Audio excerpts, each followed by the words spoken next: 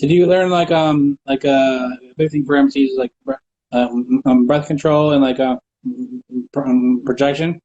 Like did you learn that early, or did it take a while, or I've always been good with breath control and projection. I mean I grew up in a very loud house. You know, my mom was always yelling. She's just always fucking yelling all the time. So I naturally got, you know, it was just loud. So I was always having to be loud. My mom would be like, she was hard of hearing a little bit too. So I'd always be yelling. It's like, Mom, you know, and so I was like, basically just go on the microphone and do that. And the breath, it came easy for me too. Like I felt like my biggest challenge was my throat and not getting my throat too dry when I was rapping. So sure? usually, you know, I'd go up there and I'd have a beer. There's a lot of, you know, performances where you'd see me with a beer in my hand. People would be like, "Oh man, this guy's fucking drinking on stage, like he's not taking it serious and stuff like that." But really, the only thing that would like loosen up my throat and keep, you know, keep it, you You know, drink. yeah, I'd have a beer.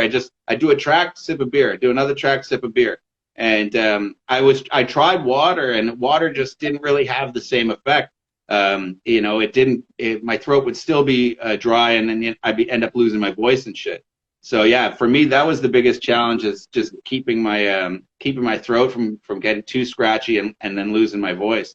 But as far as projecting and breathing, my breathing was great. It was better 10 years ago, I'll tell you that much. Yeah, When I first started, you know, really doing shows and stuff like that, my breathing was awesome. And now, you know, as you get older, it becomes more it's a little bit trickier. You gotta plan out your breaths, and you don't want to miss one, that's for sure.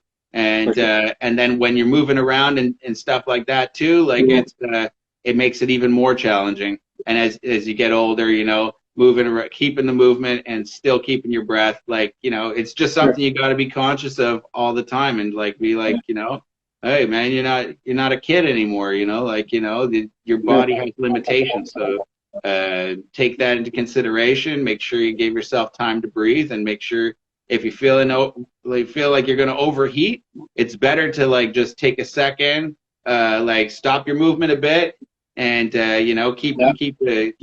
keep yourself nice and even. Don't go too high, don't go too low. Just try and keep yourself even through the whole thing.